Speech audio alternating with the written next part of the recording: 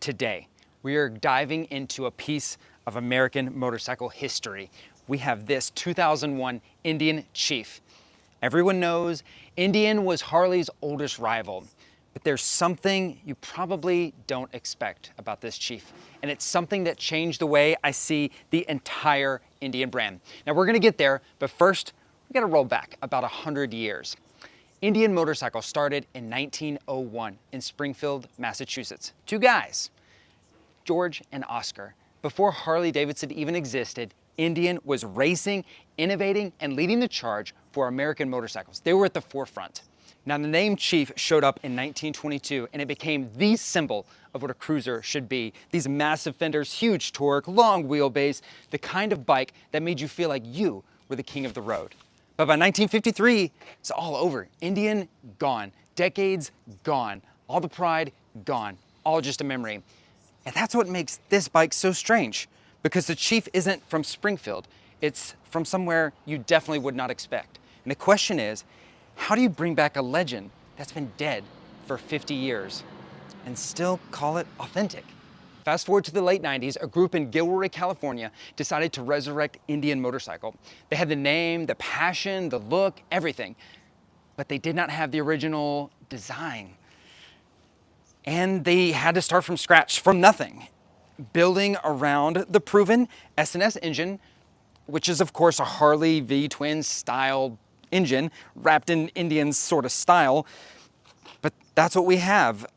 It's not a copy, it's not a knockoff, it's something in between. This was the centennial year, 100 years after Indian was founded. So this bike carried massive weight on its shoulder. The 2001 Indian Chief came with a 1442cc air-cooled V-twin belt drive and a 5-speed gearbox, all wrapped in the unmistakable heritage design. But this is where it gets wild, because the very thing that made this bike revived also made some refuse to ride it and refuse to call it a real Indian. But say what you will about its origin, there's no denying the beauty. The massive skirted fenders, they look like they're straight out of the 1940s. The tank badge looks like jewelry, even when it's just parked here in a parking lot. It has presence and status. The stance, it's perfect. You sit on it, wide bars, low profile. It screams American cruiser. When you walk up to one, you don't just see a motorcycle, you see a conversation starter. People always ask, like, is that a Harley? Is it an Indian? What year is it?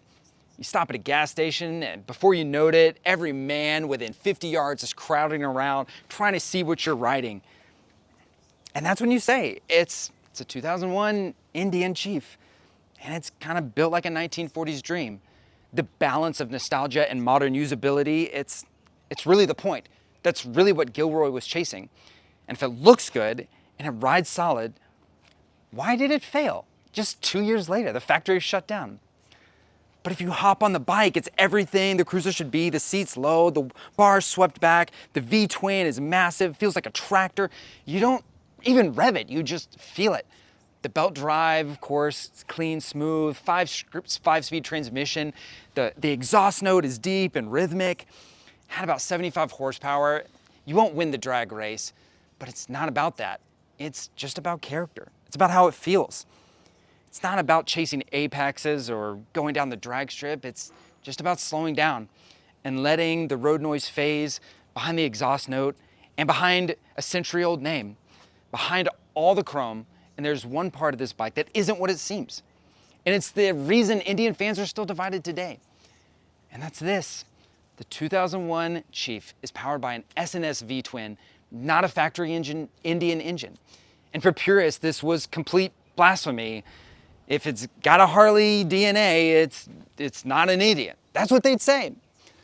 But honestly, that's what saved it, because the engines were reliable, tunable.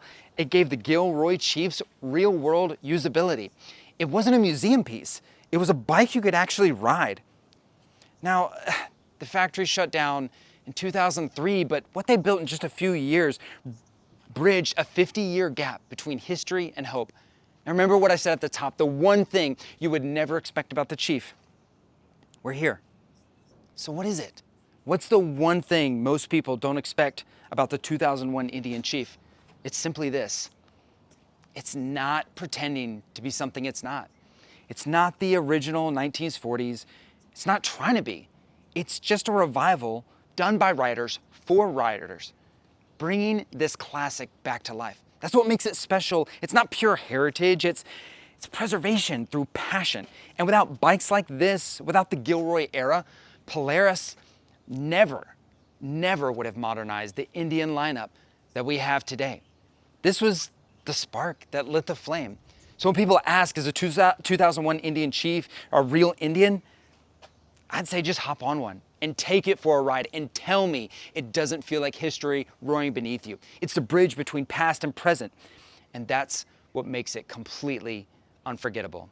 If you like this video, thank you for watching. Like, subscribe. We'll see you in the next one.